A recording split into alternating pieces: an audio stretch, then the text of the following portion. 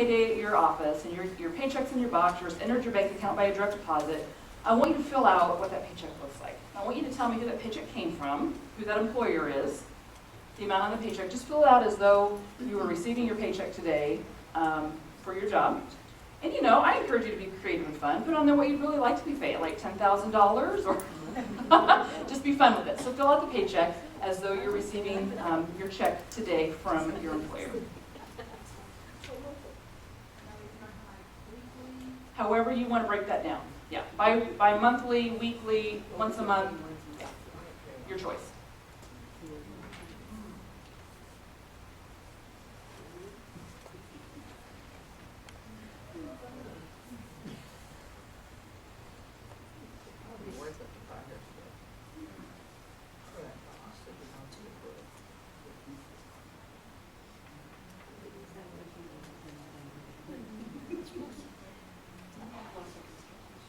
Okay, does anybody have theirs filled out and able to share, willing to share what that looks like? Diane? Yes, I was going to say, you can stand up and share. Okay, tell me, what's it look like? Actually, I didn't yet, but I will, I guess. I'm making 2 paychecks out. I work for University of Nebraska, and I think that I'm probably worth $4,000 a month at least. It's easy. And I work free gratis for my husband, but I really think he should pay me big bucks. So I think he owes me $5 grand a month. So we've got one from a husband. Well, it's from Wassa Construction, my Okay. construction. Okay. UNL. 4,000, 5,000, and today's the 5th. Okay, I need one more. I've got one more check to fill out. One more response, please. I did it for $1,000 because I figured that according to what my job computed, that really is probably what I'm worth. Okay. Not necessarily what I get. Just like we as women and all the roles that we play, if we total up all the titles, I don't like to use the word titles, but counselor and nurse and, you know, all those things in our daily lives. And who wrote your paycheck? My boss, And you work for? the University of Nebraska. Okay. Does anybody have anything to share that would be different possibly than what I've written up here for these answers? Yes? My paycheck signed by students Okay. because I work for them. Okay. And your name, ma'am? My name is Joan. Joan. Give it up for Joan. Joan.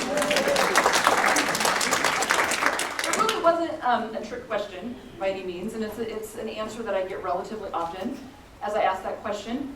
But as Joan mentioned, it truly is the student, the families, you know, others possibly as well in that environment that are the writer of our paychecks. So this quote that I have up here from Henry Ford, who is a quote that I myself have believed in for a long time, but maybe not in the context that he's written it, but it really does drive home the point of that relationship.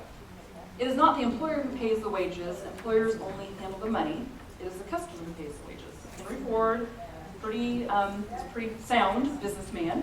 And then the quote at the bottom says, customer service is, and this is probably my favorite definition of customer service, training people how to serve clients in an outstanding fashion. Probably the key word in that is serve. I think that that's what we're all called to do in the areas that we are, in the sphere of influence that we work in. But it's to serve people, clients, in an outstanding fashion. So let's take that same paycheck that we just filled out, or was just prior on the screen, and fill it out, as Jane mentioned, as far as the customer. So it's payday. My payday to you are the candy bars. Enjoy those. It's not in a monetary form, I understand, but it's chocolate, and chocolate, that works, that's good. But I also just want to say thank you for what all of you do in the environments that you work in. You guys have an awesome opportunity to make a huge impact on students, and you've got a great task ahead of you. And so I say thank you for that and for what you do. So we filled this paycheck out, and as you kind of are seeing things appear on the screen, we've got it by Joe student to John Doe, $10,000, date, so forth, payday. So nothing more to this illustration than to say that as we get our paychecks, we receive those paychecks, whether they're going directly to the bank and you don't physically see the check, but you see it in your account, hopefully, that we take the time to recognize our clients, our students, our families, and appreciate them for the relationship that we have. And maybe it's taking it another step and sending them a note of appreciation, acknowledgement in some way that you value that relationship. So that is my challenge with that portion, and I felt as we kick off our session together that most appropriately we need to make sure that we have in check where our paycheck comes from, and make sure that we have a personal connection in that way. So the next time that you receive your paycheck, I challenge you to look at it in a little different light and having the student on the check opposed to the employer and the employer's name. Excuse me.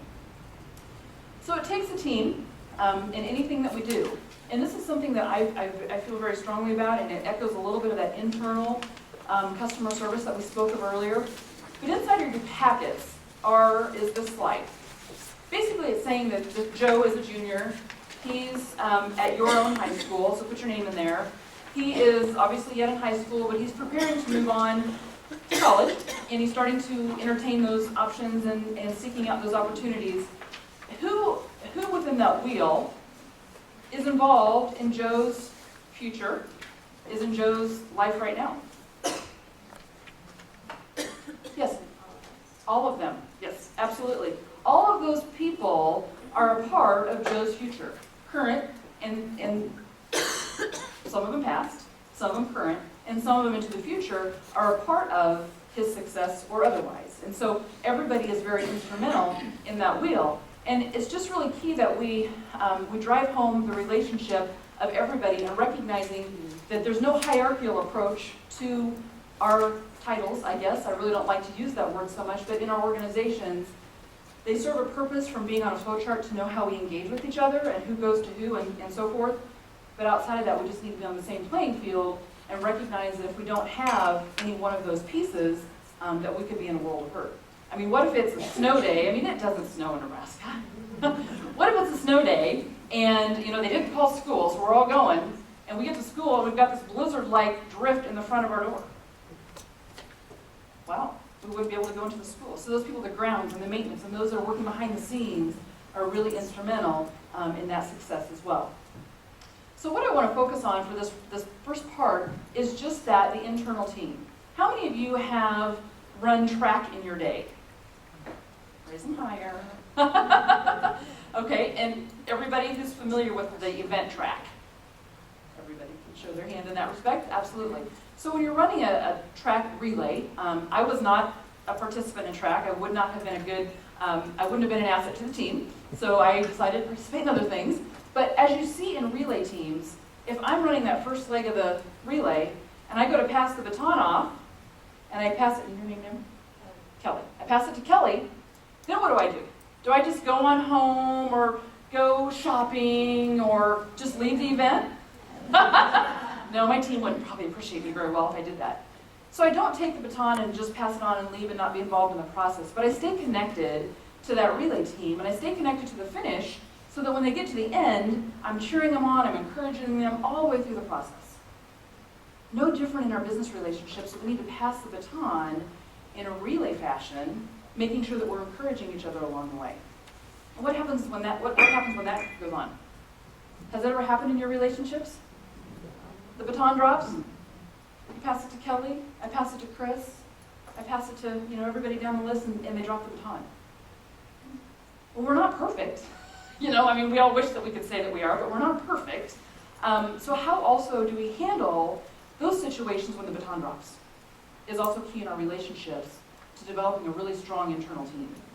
If we come at them with our claws up and we're just really wanting to go at them for making that mistake, that team is going to start to dilute, and we're not going to have a very effective team. So how we handle those things, and that could be a whole other segment of tools for that, but we just need to make sure that we're careful in how we pass the baton and making sure that we're not playing the blame game in that, and that we're encouraging each other through the process, because it takes all of us.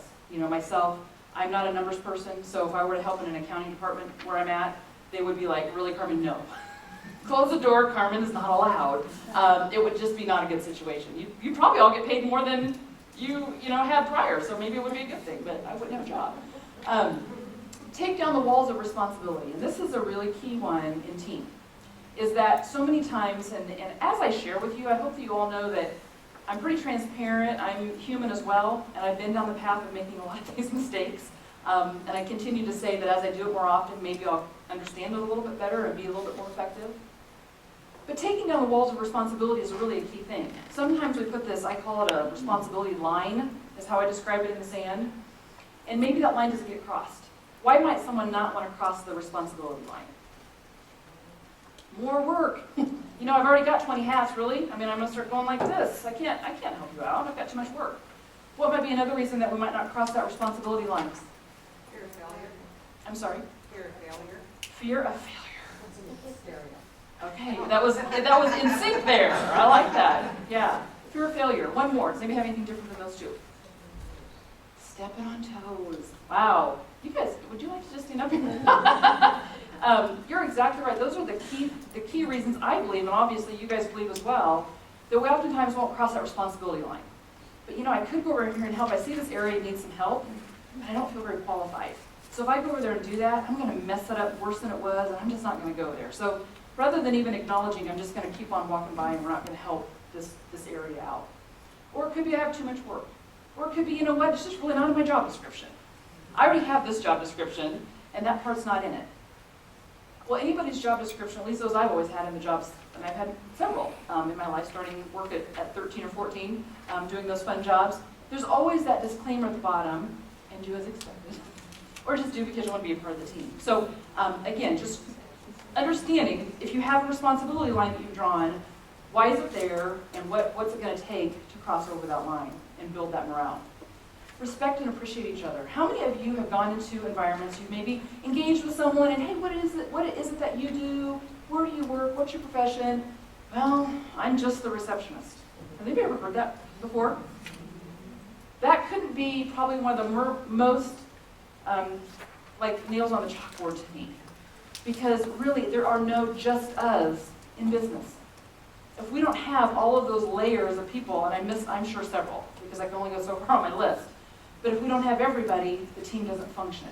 So there are no I'm just us. So if that's something you're hearing, if that's something that, again, we've all gotten caught up in, let's make sure we let people know just how valuable they are in the role that they play.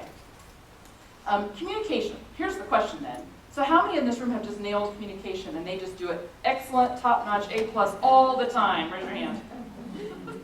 No, that's the area that I struggle with. I'm going to lead off with this little commercial that I think you guys will find enjoyable and will drive this point home for you. Well, how much are they asking? Well, that's a lot of money for a deck. Well, I hate to tell you this, but you're getting robbed. Did you hear me? You're getting robbed.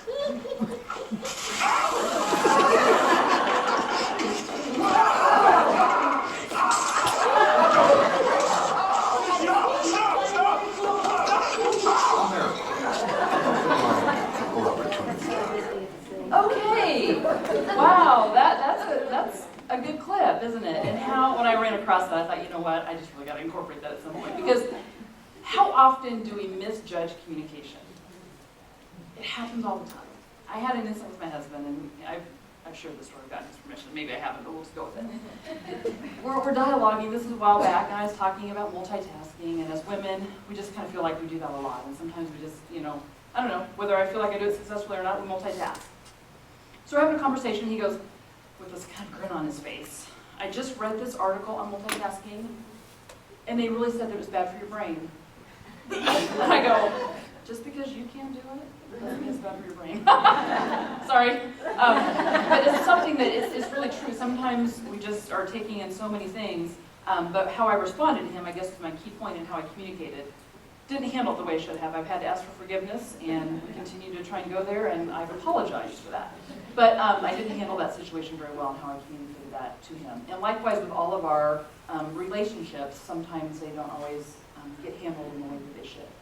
So as we approach communication, one of the key things that I like to look at is, yes, we communicate, and we're doing it all the time, probably now more than ever, with the technology and electric media, and we're just constantly being contacted often, is how do we approach it from a solution-minded standpoint? If we're going to be communicating, let's not just waste a bunch of oxygen with our communication, but let's make our communication really matter. So in looking at it from that perspective, How can we do that in such a fashion? The first one, and these are just Carmen's thoughts, so I'm sure there's many other thoughts out there, and if anybody has any, raise your hand. I'd like to add them to the list. But not to judge the situation too quickly, as that commercial really communicated. Now, did he have any other option to do? I mean, he's getting robbed, so he thought. I mean, he couldn't have said, hey, time out, I really don't understand what you're saying. Let's talk about that. Different, I know. But the same in case of discussion, making sure that we don't judge the situation. Have enough facts to go and talk to somebody, and as I'm sharing this, it can be a part of everything that we do in our lives. Parents, employees, employers, friends, relationships, all of that. But not to have too many facts before you go in and visit with somebody. You know, sometimes we conjure up this reason why it's happened. It's like, you know, Kelly, how you handled that situation the other day, it was just not appropriate. I mean, could we have done that a little different? I mean, really, I know you're just trying to just attack me. You just have something personal against me, don't you? You're good. But have the facts to have a conversation, but don't have so many that you don't even care to listen to what the other person has to say in that engagement. Have a goal in mind. When I go to talk to this person about X, whatever, what is it that I want to accomplish? What do I want the outcome of that conversation to be? I'm not asking to drop a mission statement or anything complicated, but what do we want that to look like? Get the person's permission to visit. How many times does that happen with you guys when you've got somebody and Nancy, I'll use Nancy here. Nancy will be my next victim. You know what, I have something we need to talk about, so we're just going to go ahead and sit down and have a talk, and it's probably going to take about 30 minutes. So go ahead and just kind of remove the things from your desk, and we're just going to have a conversation. How's that? Yeah? Yeah, right.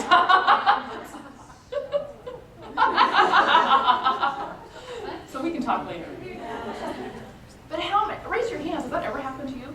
That scenario, maybe not quite as dramatic, but they just don't give you that time to really prepare. So are we setting that person up to fail in conversation? We're not really solution-minded if we don't give them any time to prepare. So get their permission. Use positive body language. I'm going to allude to this a little bit later, so I'm not going to go deep with that right now. We all know what body language is. It's how we stand, our posture. It's our eye contact, it's our tone of voice, it's all of those things. We'll go into that a little bit deeper later. Share your concerns and then listen. There's a reason that we have 2 ears and 1 mouth, and sometimes I struggle in that area. So, again, it's just a learning experience. There's a little comic here that I want to share with you, a Dagwood comic. And again, I don't always have just women, so this is so wonderful. Okay, so here's how this comic strip reads. Oh, I'm in trouble. My mind is a complete blank. Oh, brother, what in the world did Blondie tell me to do before she left to go shopping? If I call and ask her, she'll say that I wasn't paying attention, which I wasn't. Did it have anything to do with repairing something around the house? Does it have something to do with paying the bills or the yard work? Bathing Daisy? Come on, Dag, think, you can figure this out. Let me see. And then in the car, is Dagwood home doing chores today? Nah, I just told him to take the day to relax and take it easy, not to worry about a thing. Wow, he missed the boat in that, didn't he? Because he wasn't listening when he told her, and there again, that's kind of a fun one I can share with women. I could probably share it otherwise too, but it's definitely one that's for the women audience. So anyway, listening, making sure that we are giving the person the attention that they deserve when they're coming and engaging in conversation. Ask how together we can arrive upon a solution. Here's some thoughts that I have. What are you kind of thinking? How do you think we can get to a solution on this? Because solutions come with what? What usually happens in a solution? What has to happen for a solution? What needs to happen for a solution to happen? Problem. Okay. Yep. Problem. Okay. Problem is right. Agree. What's another process that has to happen? Starts with a C. Compromise. Change. All of those. Yeah. Those are the things that have to happen in order to come upon a solution. So sometimes we have to eat a piece of humble pie through the process. And that's okay because it shows we're human and shows we're transparent. Don't be afraid to admit when you're wrong, basically. For many of us, that's I don't know, we all probably struggle with it because we all believe in what we do and we believe that we're, that we're right, especially when it comes to the husbands, right, ladies? We're right. But don't be afraid to admit it when you're wrong. And then the last one here is speaking of email dialogue. Could be texting now, it's social media, it's any of those areas. But let's be really careful to not use our email as a scapegoat to a conversation. My rule of thumb with email is I'm not going to send someone an email that I myself would just pick up the phone and talk to them about. What happens in an email conversation? What are some of the things that can take place when we're dialoguing that way? Misinterpretation. Yeah, I just had a few of those come across this week that I needed to call for clarification because I didn't know. I'm sorry, were you going to share something? Okay. Yeah, misinterpretation. So I think we just need to be really careful as we interact with others, making sure that we are. Oh boy, just like let's some tricks on this. Okay, you just breathe through technology, right? Sorry about that. Just getting this stuff.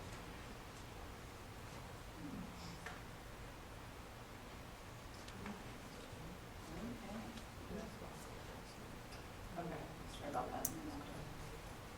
Go to the computer here and give me a little guidance. We enjoy technology when it works.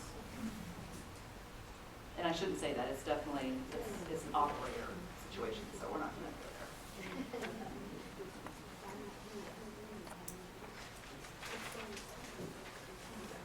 Oh, you're seeing all that, okay, you guys can't see too much hopefully.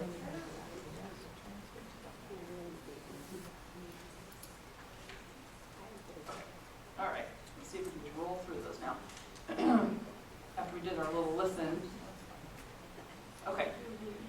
Be part of the solution, acknowledge each other. How many times when you're in your environment in the morning, or any time of the day, but morning you just think about it, because it's just, first of all, I do need to tell you all, thank you for the morning personalities that I met today. This group is a lot of morning, how many of you guys are morning people, just by a show of hands? Okay, that's good.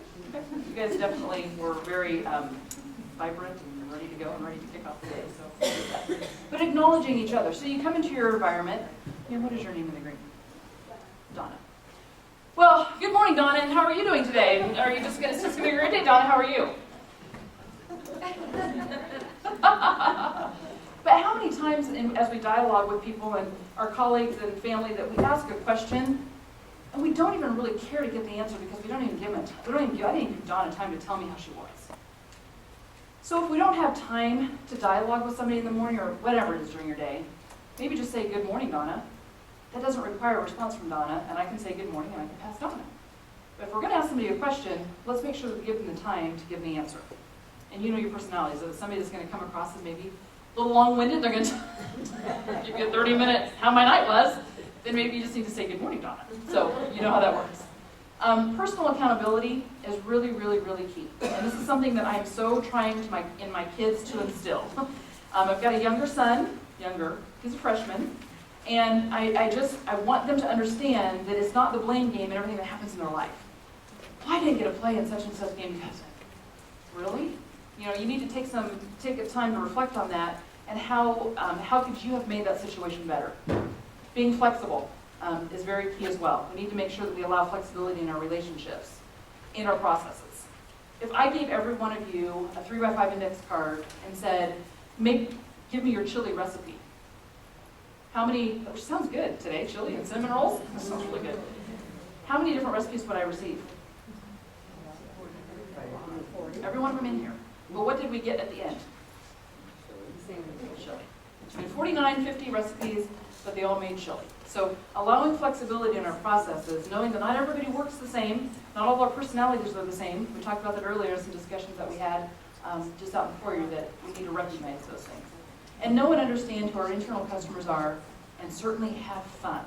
Okay? We need to make sure that we're having fun in what we do. We're in our jobs more than we're anywhere else in our lives. And so we may as well say, you know what, here's where we are, here's where I'm planted, have fun and go with it, and just roll. Okay? So we need to make sure that we're doing that as well. It is not a question of how well each process works together. The question is how well they all work together. It's kind of a fun quote that I like. Okay, so here's the time that I'm going to do, we're going to test your memories. It's early still. So did everybody take your ginkgo biloba today? Okay, so here's how we're going to do this. There's in your packets, Lola, thank you very much, place a blank piece of paper in there. I need you to pull out the blank piece of paper, And I need you to put your name on it. And then we're going to go. Okay. Put your name on it. I'm going to divide you into groups. And what I'm going to have you do is out in the foyer, I've got a table placed out there. And no cell phones go with you. The paper doesn't go with you. The paper stays here to come back and write. So nothing goes with you out to the hall, but put your name on it. So I'm going to take the first group out there, and what I'm going to have you do is there's just a table. You're going to work by yourselves, and I want you to take a look at the table. I'm going to give you about 30 seconds to see what's out there and what's on it. And then you're going to come back in, and you're going to be given about the same amount of time to record what you noticed out on the table. Okay? So are we clear? Okay? So those of you who are yet to, go out, it won't take us very long. So we're going to go this 1, 2, 3 tables. If you would just come this direction with me, and if you guys need to refill your coffee or grab something to eat, feel free.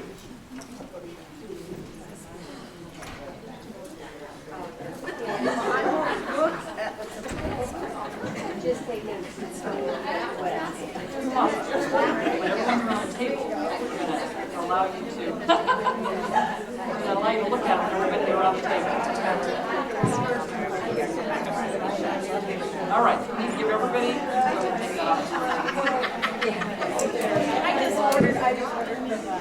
You look at that. 31. It's the first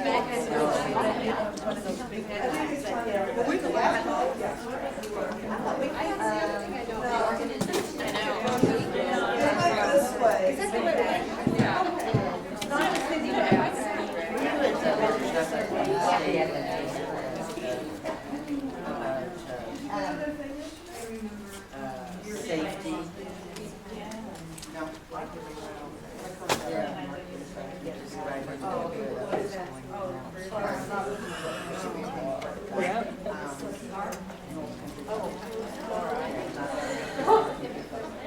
Hey, Laura. We gotta do that one. Okay, so that group's done. They've got it all down. 1, 2, 3.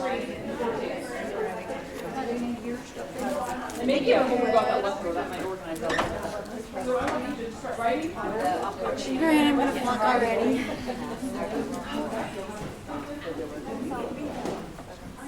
Yeah.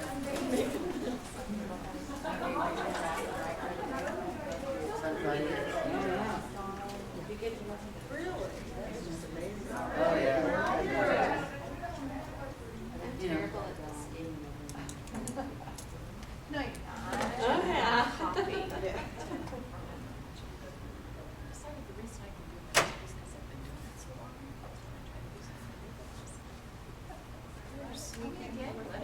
Yes. Well, I told these people I would be back, so. You didn't just leave them. You peek? I'm just visiting everyone. There's too many people. Can we discuss and then come back? Oh,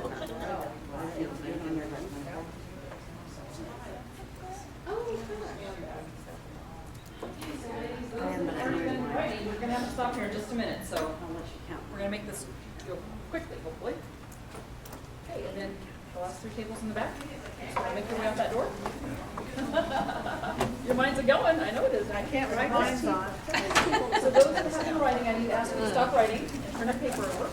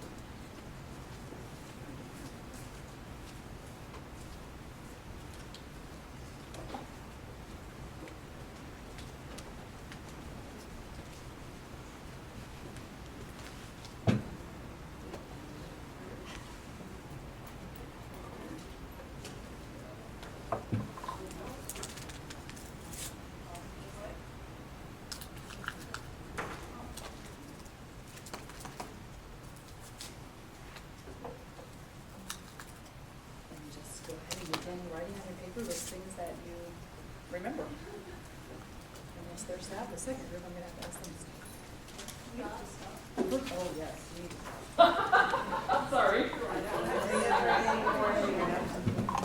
Okay, so the second group, which is this middle row here, if you would stop your writing, please. And what you could do in the back of the group, go ahead and start writing, please, is go ahead and write how many you have on your list. So if you have 10 items, whatever, put 10 and circle it really big. However many items that you have on your list.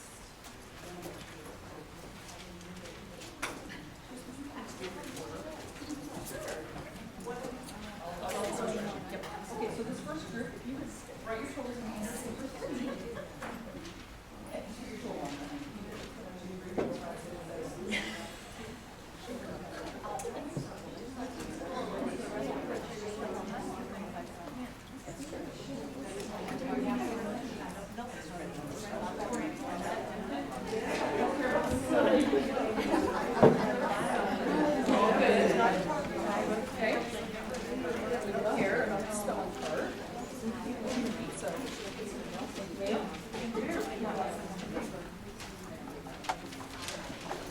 The back table, they can stop.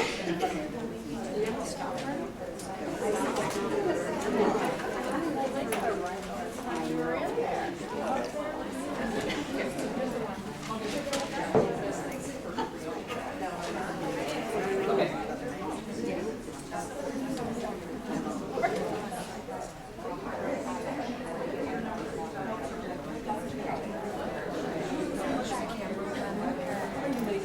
I used security.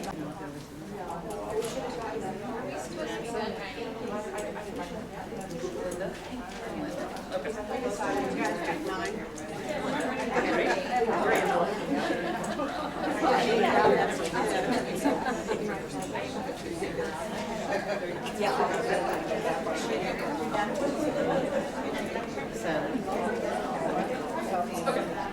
Sorry.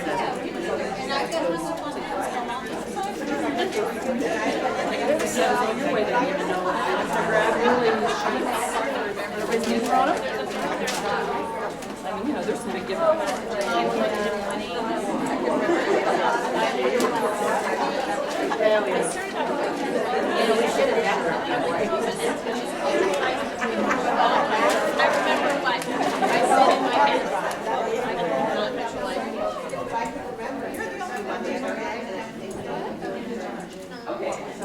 All right, so that gave everybody a little bit of, hopefully, a boost of some extra energy, got up and moving around. I have asked 3 ladies in the room to help me to be a recorder.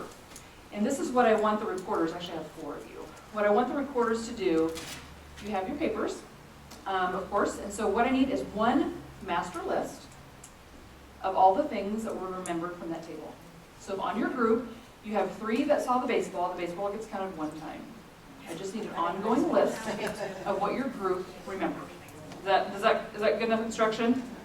Okay, so I need a total list of what was noticed on the table by those that you have the papers to hold. Okay? So we're just gonna let you do that as I kind of go on through the rest of the presentation. Feel free to be engaged, but I'll let you guys do that. Okay. If you're not serving the customer, your job is to serve someone who is. And this was a quote by Jan Curazon, who's the CEO from Scandinavian Airlines. So that quote really drives home, again, that team-minded approach of we may not be interacting every day, every minute of our day with someone who is that student, that parent, but we could be interacting with maybe the payroll department, or we could be interacting with HR, or we could be interacting with housing. We could be interacting with a myriad of different departments. And so amongst each other, if we're not directly serving the customer, let's try and find another department to serve in that way, who is in turn heading and working with the customer. I mean, I think of it in my position, whether it's in the accounting department or HR or some of those areas that don't have that direct impact, but yet what they do is very critical to the outcome. Okay, I'm going to have to ask you ladies that are doing this to multitask with me for just a minute. First trivia question. Pull out your trivia sheets, or your tally sheets, excuse me, and I want you to write down the answer to this question.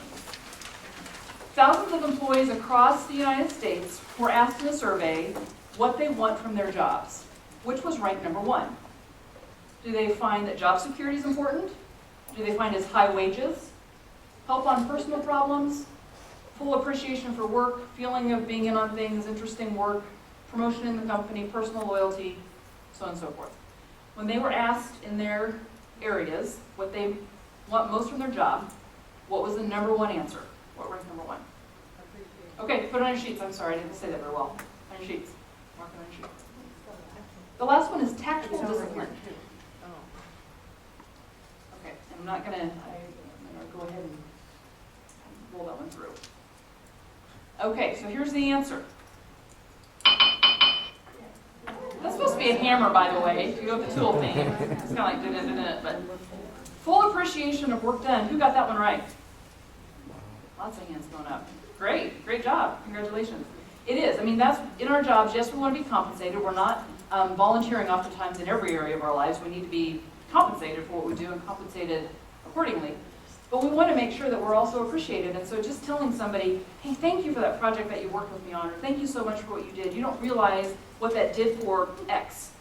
So just giving somebody a little kudos, a little go get them, as, yeah, I was going to do another illustration, but we won't go there. But just congratulate them for what they do.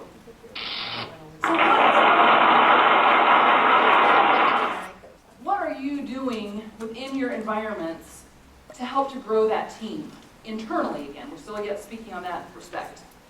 Does anybody have any recognition programs that they do in their environments? Tell me about it. We just started STAR, putting in our area to active discourse staff, and they went out every month, but it's kind of nice because sometimes it's sad when you don't have a big capital things and work, but maybe we can nominate them, and it's another $50 gift, which is also nice, but it's nice because people that don't primarily get nominated for this, and it's nice. And where do you work? Thank you. Did everybody hear that? No. Okay. Yeah, they have a recognition program where they can recognize other colleagues for a job well done, and then they receive, you said, a $200 value item. A star, it's like a crystal star or whatever.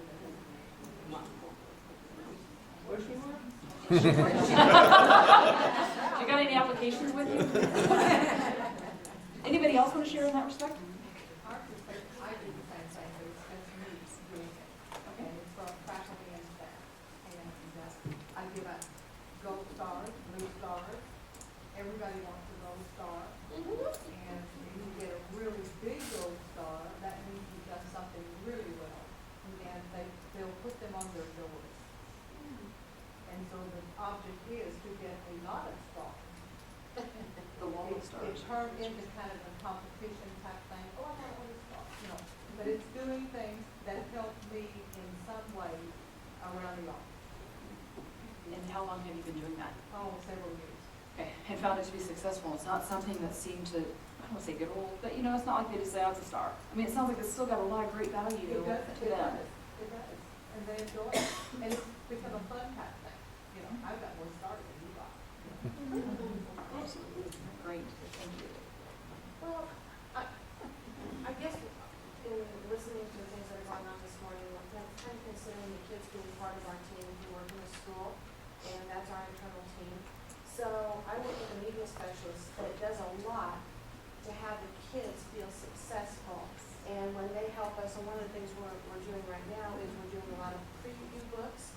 And so my media specialist has the kids coming in, signing up for the preview books. Well, and if they read so many, then they're working towards a goal.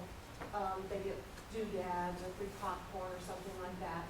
And it makes them come into our media center. It makes the media center seem like it's a welcome environment, that we need their help to do that. And so it makes them feel important. And I think then that makes us successful in the job that we're doing with them. It helps bring them in. It's not me, it's the media. It's the whole department. I mean, it's just the whole program that you guys have implemented in all of these. The STAR. I mean, those are great ways to just give those, and I'm not going to go emotional on this, but these kids today need you. They need you. You're in the hallways, you're not, yes, I understand you're not instructing those classes per se, but you're in their lives, and they need you in that role, because so many times they don't have maybe other options or whatever, just for any reason. We all need encouragement. So students, faculty, teachers, non-faculty, everybody needs to have those little kudos, those little, you did a great job type of situation. So if you don't have something like that in your organization, or, yeah. Dennis? Oh, I'm sorry. Yeah. Well, I work at Southeast and we have a living above the line group. And it's teachers and student councils, and they decided this year, just if they see, they have a basket in the office with candy bars, and little sayings on them, and if teachers see a student that has done a random act of kindness, they get a candy bar. And it's kind of on the same, just in the hallways, and and it kind of helps the students, and so it's pretty nice. And there's 2,000 kids, so we have a big basket. And your investment of candy bars isn't expensive, but the return on investment is huge. Right. So, you have to kind of weigh that too. The ROI is really important, and that's really what you want to go after, is what return on that investment is going to make. Huge, huge. Kids just need all of us in their lives to do well. Yes? One of the things that goes on in our office, there's a few of us that don't like publicity type things, and just the personal thank you or the note is the best. Some personal acknowledgement that, hey, good job. Great. Love to hear that. We're going there a little bit with that. Thank you. Because those personal notes of encouragement are big. They really are, and they are just that, they're personal. You can share what happened in that relationship and what they did. So thank you. So you have to know your culture.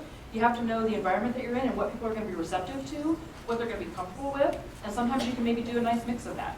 Do the personal, do the star, something like that. So that itself can kind of be its own little breakout at some point for this organization to see how, maybe you guys can be stronger in those areas, or just, capitalize on somebody else's. There's no reason to start a new idea. I'm sorry. Has nothing to do with what you're saying, like, it has to do with your strength. Yeah. Is there any way you can raise that up to the top of the string? And the reason that I say that is for those of us that are on a level like Okay. this, it's difficult for us to see what that at the bottom part. That is a great question. I am not certain. I need to call, I need to find out if that might be. Okay, thank you. I know Chris. Just raise it, just that extra 6-8 inches, I think, Okay. tremendously for all of us. Oh, it's in the, Sandy, you might it's in the ceiling, you can't do it, Sandy, it's from the ceiling. I don't know if they can move the actual presentation up. Look at that one over there.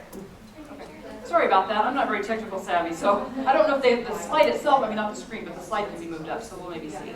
Thank you. Yeah, and I'll address that. I'll bring those things out. I appreciate that. I'll bring those to light.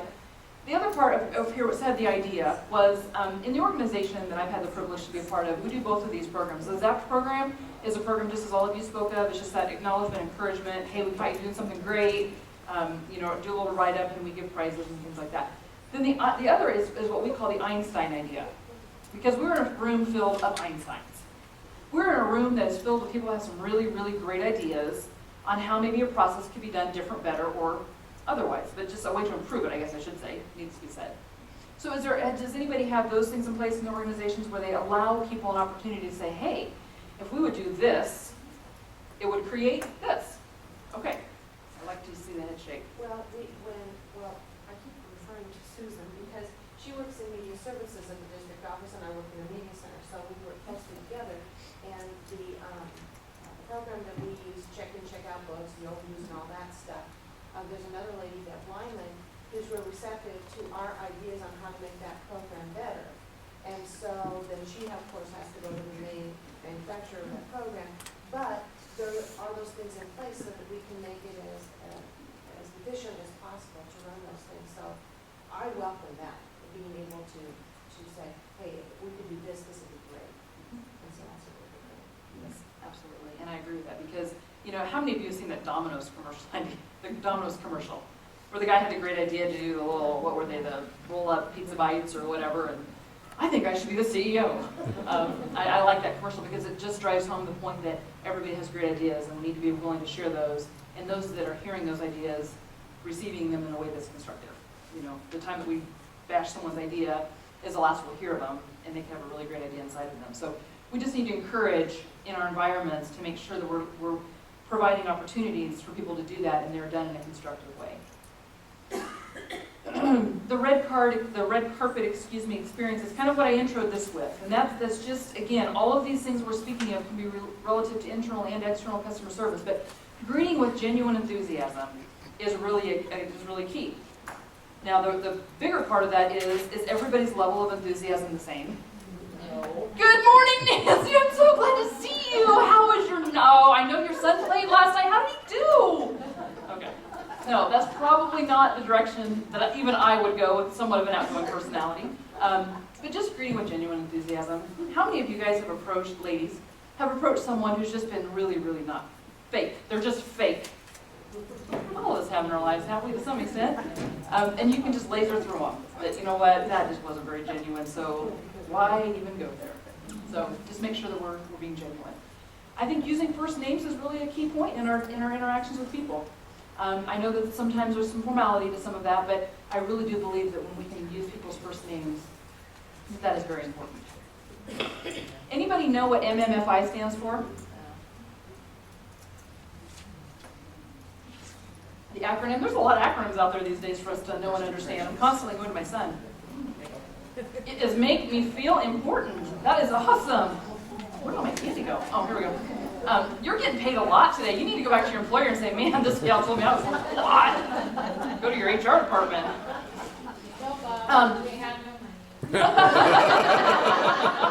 Oh, I always say never hurts to ask, right? But MMFI, what if you envisioned your students? I loved what I heard about the students. I just love it. What if all of your students, your colleagues, anybody you interact with, you envisioned them with a headband on that had the letters MMFI? Make me feel important. Does that change our approach? Hopefully it would. So that's something that you can, now you're going to go back to your areas and buy a bunch of headbands. Make me feel important, right? That'd be the wrong approach, but anyway. Treat the students and families like they alone write your paycheck. As I was preparing for today, as I said, customer service, team building is my passion. It's been my passion for years, and it's been a privilege to be able to share in this way. But I've been reading a lot about education, and they're really putting a focus on customer service. Sometimes we think customer service. Really, we don't need to do customer service. But they're really talking about the students and the families and how we need to treat them as though they are the writer of our paycheck. And know your students and families is important. Differentiate yourself from the competition and build loyalty within that. What might you be able to do? Well, the things that you already shared are differentiating factors. The things that you're doing internally in your environments are differentiating factors. The way that you're engaging with your employees, the way you're engaging with your students. Maybe there's something that you can find within your areas that would just be a really big differentiating factor that kind of would set you apart. Because education is competitive, wouldn't you say? I mean, everybody has options, any environment that you're in, and that's not the reason that we do it, but it is the reason that we need to differentiate ourselves, to be able to stand out, and to be able, in the end, is about making a difference in all of those that you're engaging with. It truly is about making a difference. The thank you note that I heard earlier back here, love it. I'm going to cue up a little clip on this one, and then I'm going to expand on it a little bit, because it's very important. I don't know how you turn the lights on this, maybe.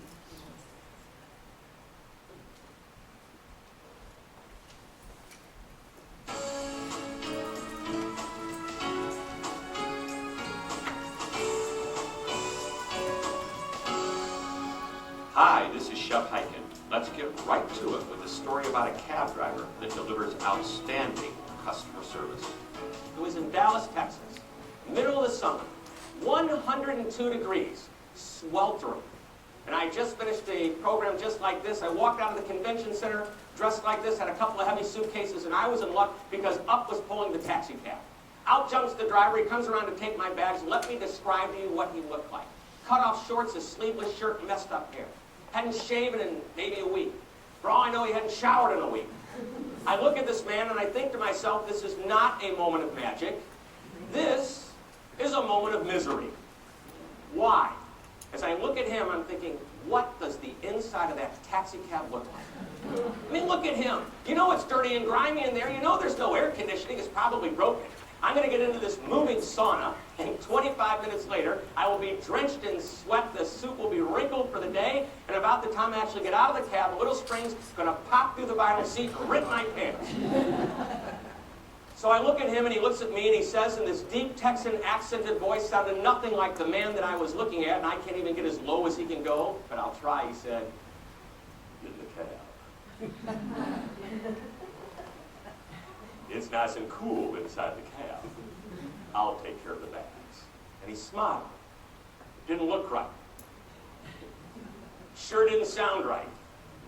I looked behind the cab to see if there's a ventriloquist. Well, I handed the gentleman my bags, I opened the door, and cool air hit me in the face. The air conditioners worked just fine. As a matter of fact, it was cold inside the cab. And as I got in, the cab was spotlessly clean, and sitting on the seat next to me were two newspapers, the local Dallas paper and a USA Today, and right in the middle where the hump is, there was a bucket with ice and 2 soft drinks. Couldn't believe it. I had to look back to make sure the guy was still putting the bags in the back of the cab. Eventually, he gets into the front seat, picks up a dish of candy, turns around, offers me a piece of candy, and that's when I remembered what Mom always said. Don't ever take candy from strangers. This was different. I took the candy, and I asked the guy, is this your cab, or are you like borrowing it for the day? And he answered me. He said, and I won't get as low as he can go, he said, this is my cab, and you make yourself at home. The newspapers are yours to take with you at the end of the trip, no extra charge. The sodas are yours to drink, compliments of me. Have as much candy as you like, and by the way, it's a $22 flat rate, which is the same rate that any honest cab driver would charge you from downtown out to the airport. Sit back, relax, and enjoy the ride. And I thought, wow, this guy's good. We get onto the highway, he asked me a question no cab driver has ever asked me before. Are you in a hurry? Is it okay if I do the speed limit? Well, by that time, I was reading a newspaper, drinking a soda. I said, take your time. Then we start to talk to one another. He asked me questions like, where are you from? What do you do for a living? We start to converse. And then he asked me if I'd ever seen the famous fountain at Las Colinas. I said, I'm not sure. He said, he described it to me. I said, you know, I've seen a picture. He said, then you've got to see it in person. And he started to get excited. It is right on the way to the airport. If you've got an extra few minutes, I would love to show you the fountain. Just to block off the highway, and I'm not going to charge any extra money. It's a $22 flat rate from downtown out to the airport. And it's not only the most beautiful fountain in the entire Dallas area, it may be the most beautiful fountain in the entire United States. Would you like to see the fountain? I said, show me the fountain. I was getting excited. A mile or so later, he pulls off the highway, and there it is, the beautiful fountain. And he jumped out of the cab, and he pulled me out. He said, look at that. Is that the most beautiful fountain you've ever seen? I'm thinking, you're strange, man. It's just a fountain. But for those that aren't familiar with it, larger than life-size statues of horses galloping across the water, and where their hooves are hitting the water, it's splashing up. And I swear, as you look at these horses, these statues, you can sense energy and motion. And if you didn't see the big buildings behind this fountain, you'd swear you were looking out on the prairie at horses running across the water. And he goes on and on about it. We're back in the cab. We're on our way back to the airport. And he asked me for a business card because he collects the cards of the people he works for. And we exchanged cards. And he said, the next time you come back to Dallas, you call me. You let me know what time, what flight, what airline. He says, I will be there. I won't charge you any extra money. It's a $22 flat rate. But I will treat you like a limousine driver. I will park the cab outside, I will walk inside, and when you go over to get your bags, I will be standing there with open arms, ready to help you out. He said, don't worry, you'll recognize me. So we get to the airport, it's $22, he gets a huge tip. And I love telling this story because it started out to be what? A moment of misery, very good, but it quickly turned into a moment of magic.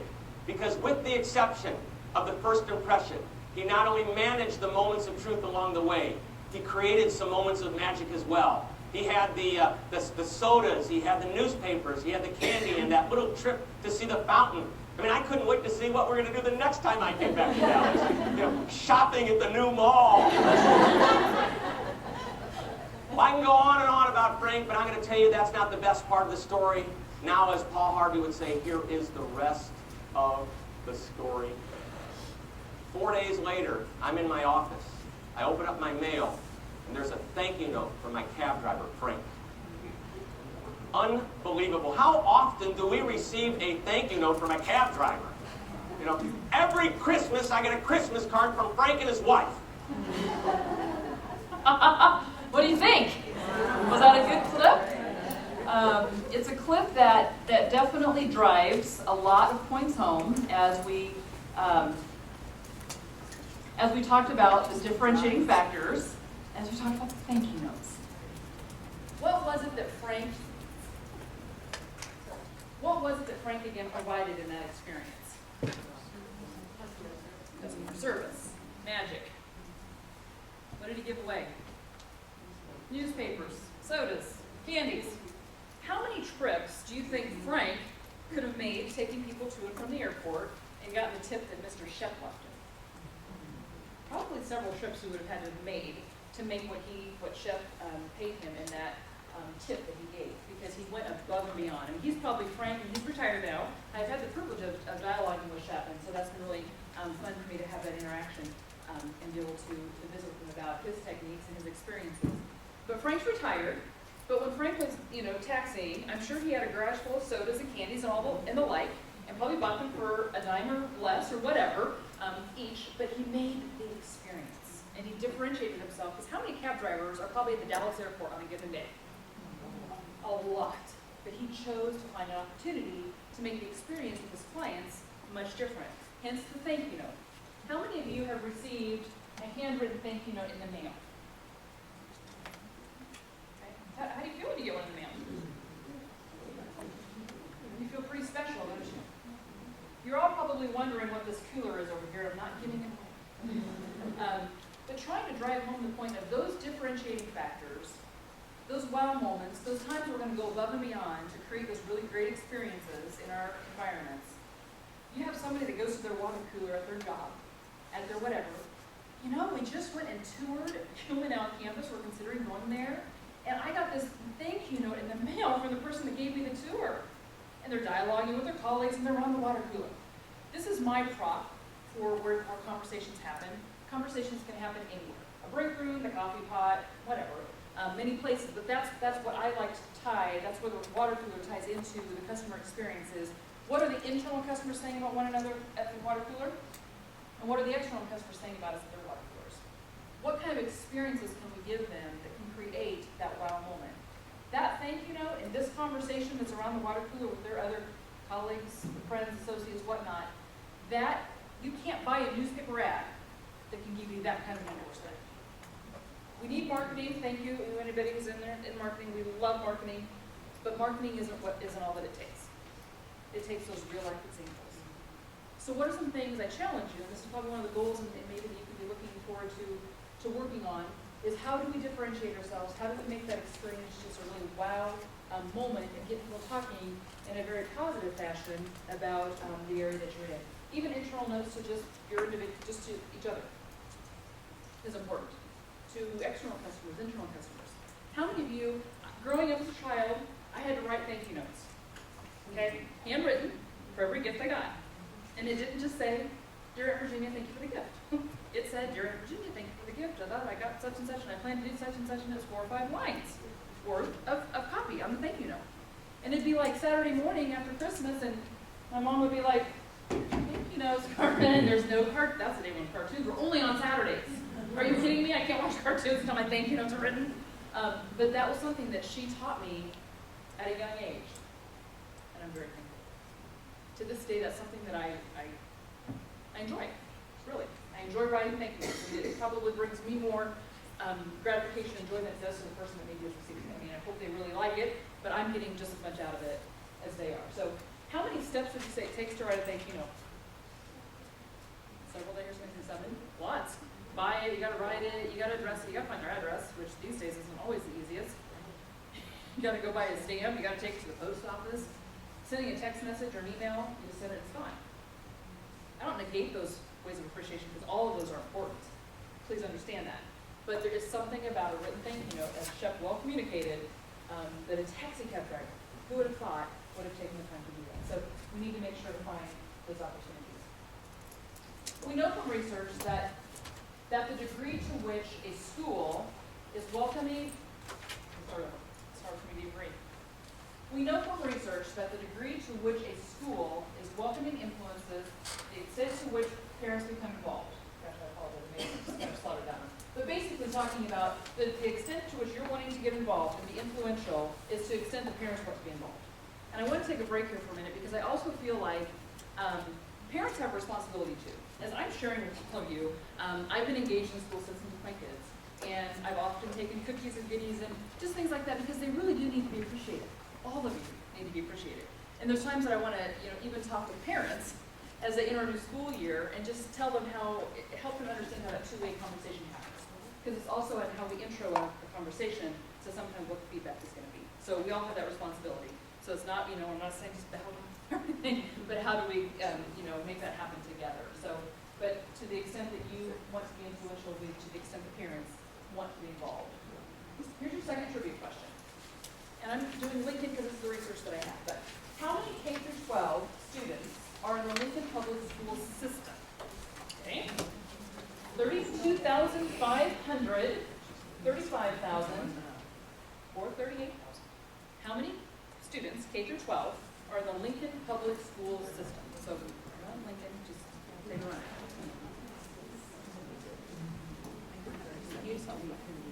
I can tell this is Jesus.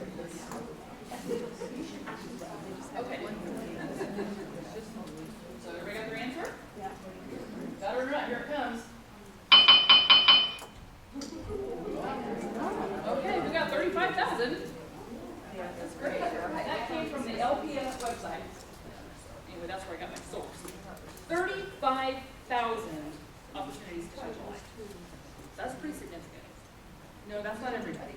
But there's 35,000 kids who need us. So that, you talk about opportunity, there's a big opportunity to seeing to that they really value education, they love education, they want to embrace it, and we want them to do well into their future. Carrying on a little bit, to expand upon that red carpet experience, empowerment. How do you guys feel about empowerment in your work environments? Do you guys feel that you have empowerment? Kind of, sort of, maybe, on some cases. Okay. I'm a very strong believer in empowerment. Maybe not all employers probably would appreciate me to say so, but I believe very strongly in empowerment because I feel that empowerment is where great experiences happen. You get the right people on board, you get them in the right position, you give them the boundaries. Empowerment comes with boundaries, most definitely. But empowerment is key to the end result of any given experience. So being able to make those decisions, and then again, when we give empowerment to somebody and they don't, and this happens, how do we handle the empowerment that we thought was going to go better than it did? Because not everything's going to be handled right. But if we truly believe we're out to take care of the customer, our intentions are going to be just that. I want to share just a really quick story of empowerment with you that happened to me in Omaha, Nebraska. And this was a few years ago. I was traveling to Omaha for work, and you in here probably don't know this about me, but I'm just pretty transparent. I am both geographically and demographically challenged, okay? Very, very much so. So if I'm going to go somewhere, I need to have my MapQuest and I need to have my things printed in order to get me from point A to point B. So this is before the TomTom and any other electronic navigation systems. So I have my MapQuest and they're printed out in order. And I can't deviate because I won't get anywhere on time. It will be a really bad day. So I'm heading to Omaha and I'm a little bit early and I see a Hy-Vee gas station. And I think, I'm just going to stop. I'm about 15 minutes ahead. I'm going to stop, go to the restroom, the ladies' room. I'm going to get regrouped here. I'm going to then head to my appointment. So I go to the gas station and I do the due diligence, do the duty. Come out to the counter to buy some 35-cent pack of gum. Does anybody ever feel like when you go to a gas station, you got to buy something? Yeah. Okay. So I go to do my 25, 35-cent, whatever the gum was at that time. And I buy gum and coffee no matter how much is in my cart inventory. I just buy it. Okay. So I go to pay for the gum, and all of a sudden I'm noticing that I don't have any keys in my car. Oh my! So my face turns, I'm sure, just white as a sheet, and maybe the contents of my purse all on her counter gave it away. I don't know. She looked at me and she goes, "Are you okay?" No, I'm really not okay because I believe that my keys are in a locked car out there, and I have somewhere that I need to be just very shortly, so I'm panicked. So the gal at the Hy-Vee gas station, she looks at me and she goes, "Well, where are you headed?" I said, "I'm headed about 10 minutes from here, from my MapQuest." "Well, let me just take you. Let me drive you to your appointment." How many of you have had a clerk say they're going to drive you to your appointment in that situation? Yeah. Right. And there was a manager there in this particular situation. She wasn't the manager, but there was a manager there. And I was like, my mouth was just like, "What? You're going to take me to my appointment?" And I had to process it for a minute, and I said, "I'd really love to take you up on that offer, but I have all my things for my appointment in my car. So I love to do that, but I've got to get in my car to get the things for the meeting. So go here. Here's a phone book for you. Here's a phone, or for me. Here's a phone book for you. Let's look up locksmith. We're going to get somebody here right away. And by the way, that coffee bar, help yourself. That's on us today. Wow. That's empowerment. That is their management saying, do whatever it takes to take care of the customer. That cost of the cup of coffee wasn't anything compared to the ROI in my water cooler talk that I'm speaking about Hy-Vee and have for many, many occasions. So they recognize the value in that. And all of a sudden, that 10 anxiety that I had of, oh my gosh, what am I going to do, dropped to a 2 or 3 like that. Locksmith came out, didn't have AAA either. I wasn't very prepared. I'm not a very good traveler, obviously. Got the car unlocked and I was on my way. But then it was time to call the client. Prospect at that time, actually, and tell him what happened. And I could have said, you know, gosh, there's a lot of construction on the interstate today, and it's just tons of construction, I'll be late. But you heard that I was geographically challenged, so they would have said, where was it at? Oh, like exit 220. That's like way west. I mean, I lived in Hastings at the time, I was going to Omaha. That wasn't a good mix. So I just shot him straight. This is what happened, and I will be there just as soon as I can. They remain a client today, a very good and loyal client. But part of that is just the transparency that we're willing to expose as well in those situations. But empowerment in that was probably the key part of that experience and what they did to just go above and beyond in that situation. Follow through and be responsive. That's always important. If we're going to commit to something, let's just make sure we follow through and that we be responsive and we do what it is that we've been asked to do. Make it easy for parents and families and students to communicate to you, whatever that means. You know, I mean, even in your hallways and places, are your signs screaming rules, or are they screaming you're welcome? How are we communicating with our parents? How are we communicating with our families? And what does that look like? Make it easy for them to communicate, yes, but then your other communication, make sure that it's family friendly. And just that, create a family friendly environment. Create an environment where they feel like you've rolled out the red carpet. You know, Carmen and her husband Jeff are coming in for a visit. Let's roll out the red carpet. Let's really show them what we stand for and what we're all about. And to have fun. And I'm going to just do a little clip on this. Just roll with those, okay? Have fun.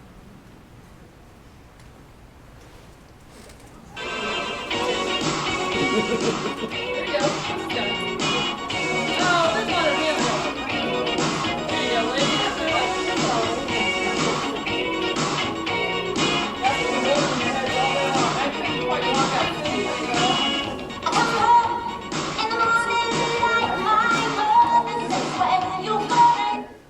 Okay, so we'll go all the way. That will end. We'll let it go. Have fun. We need to make sure again that we're having fun and that we're doing what we're doing. I want to go to those who had the tally sheets. So help me out. Raise your hands if those I gave tally sheet information to. Thank you. Yes. Okay. We're also the tally sheets. Okay. So what I would like to do is if you would please share with me, Chris, of how many the total group remembered and who in your group. You also need to know who in your group had the most. I did not give that instruction. So who in your group individually had the most? And then I need you to tell me what your total number is. You have yours? Yep. Okay. Well, there are a couple things I'm not sure about, but I think the number is 38 altogether. There may not have been that many on the table. No, there was. There was 40. There were 40? My husband did that for me, so thank you. And Cheryl Wood had the most at 13. Oh, I'm sorry. Okay. 38, and then I'm sorry. 13. Okay, 38, 13. Okay. And how about over here? Kelly. Our group had 27, and Suzanne had the most of 10. 27 to 10. I'm not remembering all these numbers. Okay. We're really good. We Oh had my. 42, but I think that's 47. Did somebody throw something on the table? I do have a list of what's out there. I think there was there was two things that they kept calling different. Yeah. But we had one person, so we had all of them, and we had one person, Trish, did 16. Oh my word. Give it up for the team back here. Hear about the stories. And just run. It was sure. I hope what you gathered from that little activity is that when you do a team effort, the results were very strong. You're hitting 38, 42, 28 numbers in that range. We needed it individually, 12, 13, 16, somewhere thereabouts, were your individual numbers. So just understanding that when we work together as a team, the results that we have are going to be far stronger than they are when we try to do it on our own. So again, just reinforcing the team model, and that it's something that we need to make sure that we're working on all the time. And it is hard in some cases. To shout out some reasons that it might be harder to work as a team. Personality. Personalities. I'm sorry, what was over here? Difficult people. I think the coordinating of it is sometimes time consuming. Somebody's got to write it all down and count them. And I could just do it on my own. Anybody else want to contribute to that question? Not everybody gets along. Not everybody gets along. Yeah, and so sometimes it's dealing with those hard to deal with them. You know, and you have to figure out those approaches that would work for each person, unfortunately, in some cases. So, yeah, you're exactly right. Okay, so we're going to go quickly here to the communication and the body language. What percentage, on a 100% scale, what percentage would anybody in here beg to say that body language, where does body language fall in the percentage as far as how people perceive me? What does my body language communicate? What percent? 75 I heard. 90. Anybody else scared of shooting out? 55. Somebody said? Who said 55? Oh my word, I put the answers on that. That's a little humility right there. Oh, I changed my slide. Oh, well, y'all know the answer. So we're going to go right through it. Somebody's reading the material. Don't forget it, Ben. You know, 55, you shouted out that answer. At least come up here. I'll give you candy bar when we're done. 55. Tone of voice, 38. I don't think that's what happened. Okay, so body language is 55%. I don't know if anybody, you know, I heard a lot of higher numbers, which I don't disagree. I mean, it is the key, the body language. When you go to have a conversation with somebody and how you're talking to them, good morning, Jane. How are you doing today? Are you doing okay? Or good morning. How are you today? I mean, just how we hold ourselves, how our posture is, how we look at people. And unfortunately, we have a generation who doesn't really understand that so well. We need to educate because we're doing this. Freshman just got a cell phone. As a freshman, yeah, kind of one of the strict parents in the world, but that's okay. He'll love me someday, I never will. But as he got this cell phone, I made him sign a contract. In that contract, I don't have it here with me, but I have a contract that he signed. And some of those things talk about when you're engaging with somebody in a conversation, I don't ever want to do this. When you go to do a job interview someday, are you going to text them your question? Who knows? Did you know 3.0? Maybe you will. I don't know. But I'm just saying. I hope not. But we need to be that generation helping them understand that people matter, conversations matter, and they're not going to go away no matter how much technology hits us. So how are we engaging that way? Tone of voice, 7, or 38, excuse me. And the words that we use are 7. And what I find so interesting about these statistics is sometimes, and I don't know about you guys, but it happens with me, I think I got to go address that situation because I don't know what to say. I mean, I'm going to get caught up in this discussion and that they're going to hit me with something and I don't know what to say and I'm not going to have a rebuttal or I'm not going to have what ammunition I think I need. If these are true, of which I believe they are, the words that we use are only 7% of what someone perceives us as. Yes, you have to go in knowledgeable. I'm not saying you go in without any information and just go in, you know, flying by the seat of your pants.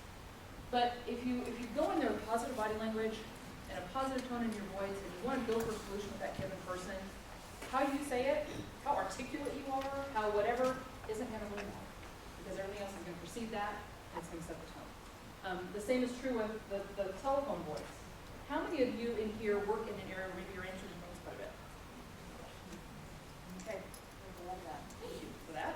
And a little side note to that too is, in the area of sales, you know, I'll often have people tell me, gosh, I could never sell. So what is your profession? Well, I do such and such a job, and I'm answering phones a lot. You're selling the company you're answering. You know, we're all selling. It's just in a little different way sometimes, whether it's traditional or otherwise. But we are all selling. Tone of the voice. I have some hotel hospitality background. I was in the hotel industry for several years. In fact, that's where my degree resides, is in the hotel business. And we'd be at the front counter checking a group in of, you know, however many. The hotel had 110 rooms, sleeping rooms. And they would all, I think they called each other and said, let's all check in right at 3 o'clock. Let's really throw this hotel off and see what they can do. And it was like World War II was just pounding. I mean, you know, World War II happened, our death was very evident of that taking place, and we just had mayhem. And the phones are ringing. And that person on the phone doesn't know that World War II just happened. Because they're not part of World War II. They're not there in the trenches with you. So I don't know what all of your, I hate the word policy, but I don't know how they encourage you to answer the phone. But I guess I'm a three-ring person, because I guess I feel like in that situation, I needed to answer that phone. The people that were in front of me, they were part of the experience with me. They knew what was going on. They could be a little bit more sympathetic or empathetic, whichever way you want to go on that. So I feel like you need to take that phone and answer that call, and you can call them back. You don't have a long dialogue with them, but let's make sure that they get addressed. So because that's 82% of that is the word that we use. Okay, attitudes. Whoever has an attitude? No, nobody ever has attitudes. My poor freshman son is going to think he was under attack this morning. Okay, I have two different personalities of my kids. I have an older son who sets his alarm and he is up, and he's kind of my personality. We're just, you set the alarm and you get up. And then I have my youngest who's the opposite. You got to just really get on him to get out of bed. Jordan, come on, it's like the third time. Breakfast has been ready. It's time to get out of bed. Let's go. The breakfast is all ready for him. There's no thank you. It's like, Jordan, did you get up on the right side of the bed or the left? I don't know. I don't care. The right. Go back and try the left side, because that might do a little better for you. But attitude is really, really big. And this quote, I had asked that they put this quote in your packets for you today. And it's something that, as I've shared, I've had the privilege of dialoguing and being a part of other organizations. Many of them have taken this quote and placed it into their areas of work. But it reads like this: the longer I live, the more I realize the impact of attitude on life. Attitude to me is more important than facts, it is more important than the past, the education, the money, than circumstances, than failure, than successes, than what other people think or say or do. It is more important than appearance, giftedness, or skill. It will make or break a company, a church, a home. The remarkable thing is we have a choice every day regarding the attitude we will embrace for that day. We cannot change our past. We cannot change the fact that people will act in a certain way. We cannot change the inevitable. The only thing we can do is play on the one string we have, and that is our attitude. I am convinced that life is 10% of what happens to me and 90% of how I react to it. And so it is with you. We are in charge of our attitudes. Extremely strong quote. And actually my husband brought this quote back to me when he was at an automotive convention. This is a quote they shared during their time together. Very, very powerful quote. It's something that we need. I put this in my kids' bedroom. It was 1 in the morning. They just gotta love me, don't they? I'm just trying to get their day off with the right start. I'm trying to just get them prepared for the day. But attitude is really, really, really key. And we need to make sure that it is truly the only thing that we ourselves are in charge of. Somebody can hit us in the morning when we come into our environments and just really blast us. They can do it. And I suppose that's their right if they choose to speak. But we don't have to receive it. We can look at that situation and say, okay, I'm going to swallow it. I'm not going to go back at them. I'm just going to continue on my way, and I'm going to do my job. Or you can process it and say, is there something that I could have maybe learned from that situation? They probably didn't approach me right with how they said that. Is there something I could have learned? And then you work through that. But our attitude is very important, and we need to make sure that we're embracing it as such. Okay, third question. Out of 51 states, how did Nebraska rank for persons 25 years or older who received a high school diploma or higher? 51 states were surveyed. Okay, where did Nebraska play into this as far as the number who received a high school diploma or higher? Were they number 4? Were they number 9? Or were they number 13? What place was Nebraska ranked out of 51? It's a pretty big number.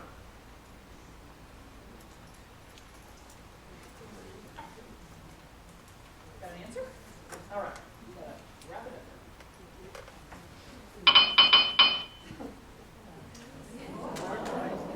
Congratulations. That deserves one of these. The Census Bureau, it was done a few years ago, but it was from the Census Bureau. So that's where I got that statistic. So yes, you get it. Where's the other one state?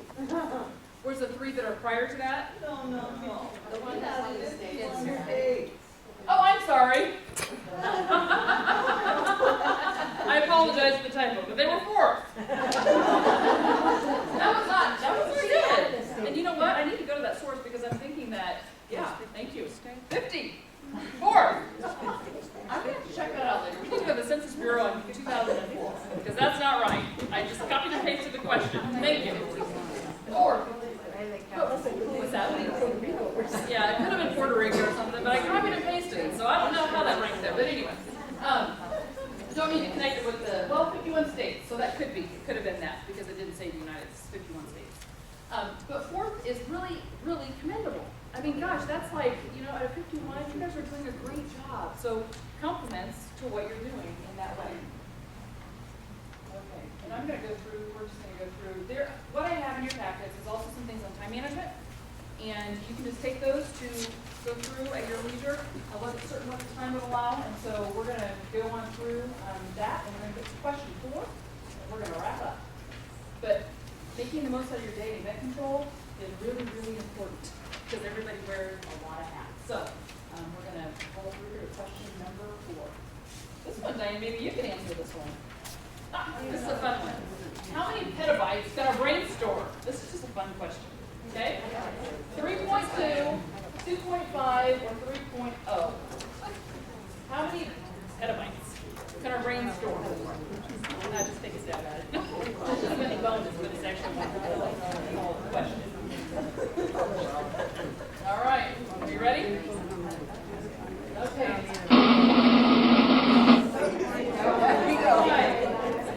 It says 2.5 petabytes is equivalent to 1 million gigabytes. This amount of memory can hold 300 million hours of TV. We need the TV running for almost 300 years to use up the storage. Wow. That's kind of scary. That's something to leave you with.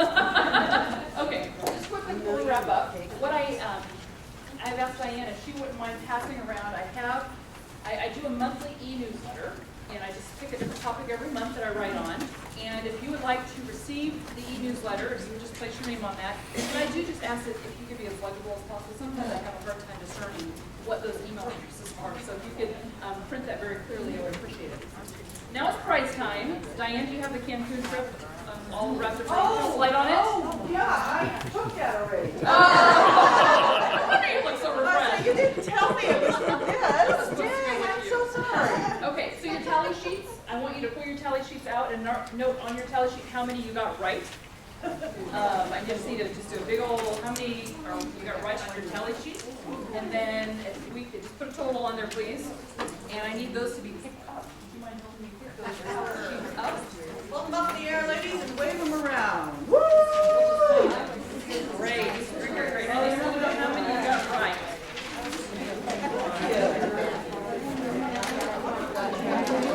Okay, great. Ooh, that's even more.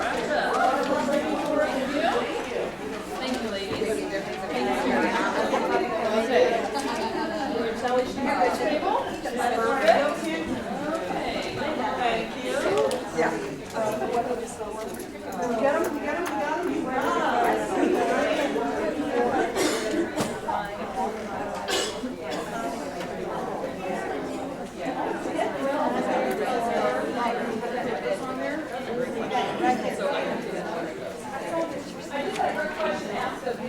If that e-newsletter comes through, where's it going to come from?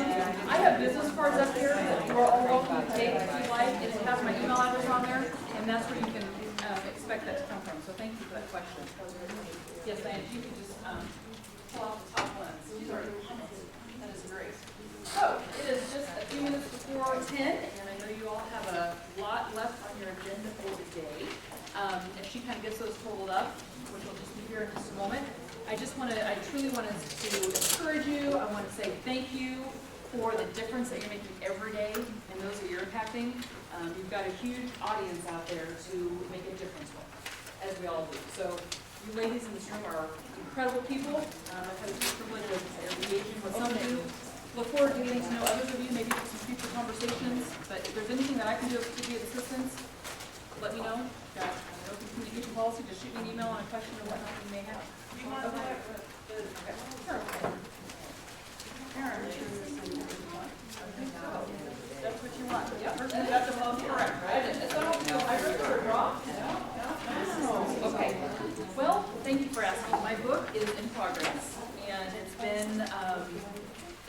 worked for, well, quite a few years. And last April, I took a little getaway to put it together.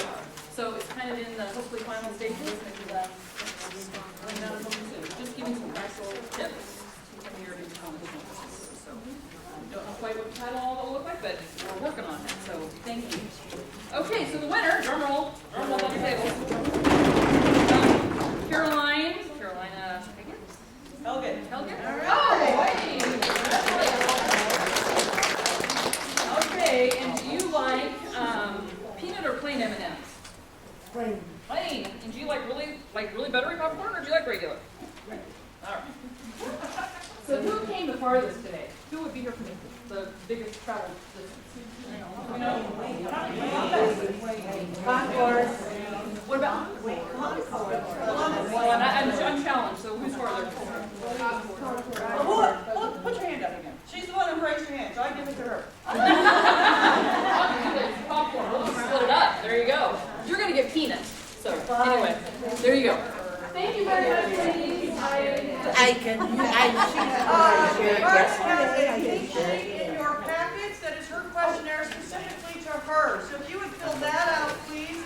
We'll do that over the break, and then just put that on your tables, and I'll come by and pick it up. If you would like your answer tally sheets back, I'm going to leave them up here as well, and you are more than welcome to come and get them, because I'm not moving them around. Thank you very much. So take a few minutes, fill out the pink sheet, and then I think just a thank you to Carmen. We'll be here for the next few minutes. You've got a break until 10:15, and then you're back in this room, please. So, break! But if your email faux pas, that's That's across those the hall. three, there's three of you. Who are the non-members? Three non-members. I saw you guys introduce yourselves. Alicia, right? Angela? This afternoon you're going. You're the OPA member, you're staying with her. Okay, it should, okay, then you probably did sign up for email this morning. Let's see. You're in Excel this afternoon, and you're a non-member this morning, you are in email full top. So you'll be in 301.